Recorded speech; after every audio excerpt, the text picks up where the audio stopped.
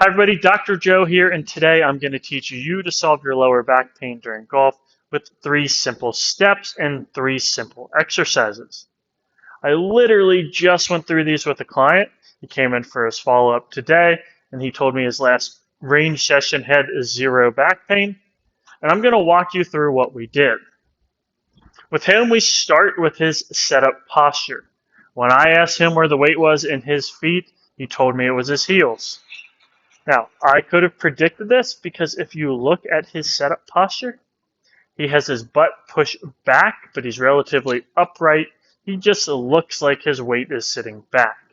When your center of gravity is back, you have to do something to offset that so you don't fall over during the swing, and then that compensation usually causes excess stress to the back. Let's walk through how we solve it with the first movement, which is a setup posture hip hinge, which you can do with a simple golf club. To perform this movement, you're literally going to set a golf club on the front of your thighs. You are going to then push your butt back, let your chest drop down as you slide the club down until you hit the top of your kneecaps. You're going to come back up. You've got a few focal points here. The first is that you maintain contact of the club on your thighs. The second is that your butt moves backward.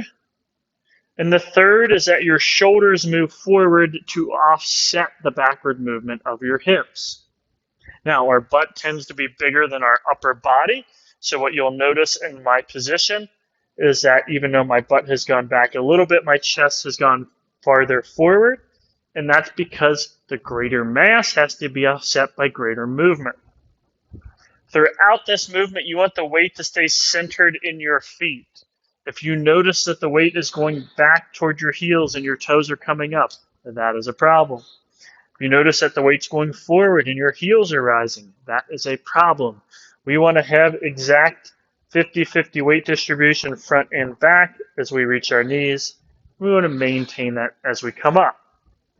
Now, if you do this and you stop halfway down, drop the club to the ground, you are actually in a good setup position for your golf swing.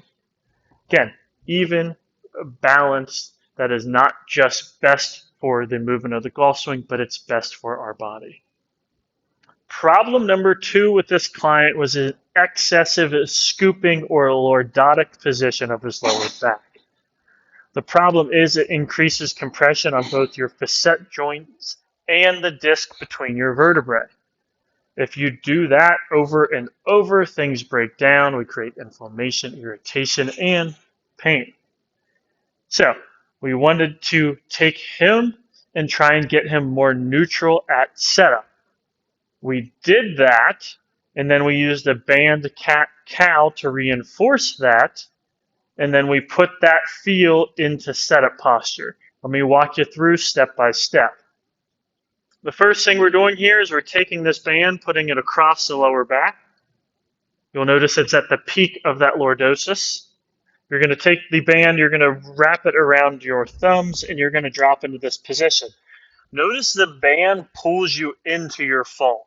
This is where we don't want the person, so we are going to simply direct them to drive their back into the band, and we are reversing that lordotic posture. Then we're going to drop to neutral, and then we'll push back. Now, while I have a client doing this, I'm telling them, focus on what you feel. Notice how your back changes positions. Notice what muscles are active to do that, because eventually I want them to do it while they're standing up with the golf club in their hand. I'm going to have them do 15 to 20 repetitions to get the feeling of this motion. And then I will usually have them stand up. I'll tuck my shirt in for better vision.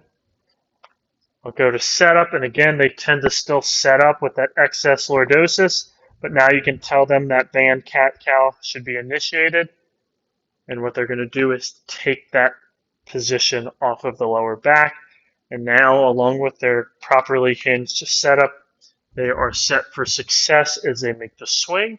And not only are they set for success, but they're set to perform this the least amount of stress on the lower back and the most consistent, repeatable way to make a swing. The third and final piece to this equation is hip mobility. So as we ironed out those first two things with the client, and we tested some things from the Titleist Performance Institute physical screen, we noticed he had an inability to rotate his hips well.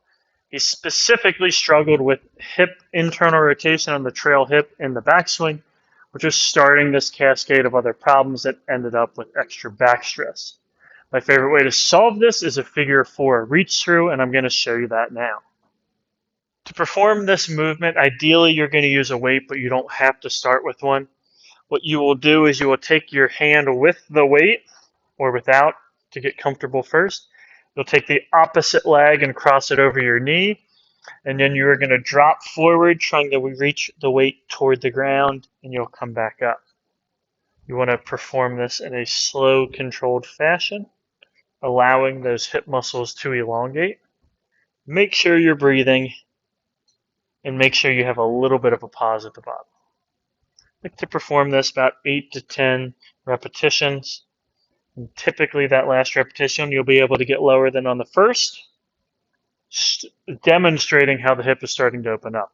Don't be surprised if this is really tough for you and you barely move initially, because you don't have good hip mobility. That's why we're fixing it for back pain. So just stick with the program, work to improve the hip flexibility, and you'll notice it pay off in your golf swing.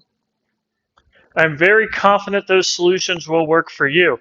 If you do want to understand more about low back pain during golf, you can watch some of these other videos I've created. Understanding is the first step to solutions. So identify the problem, come up with exercises to target, and you can fix it, and you can get back to playing pain-free. If you have any questions throughout the process, please drop a comment below, and don't forget to subscribe. Thanks.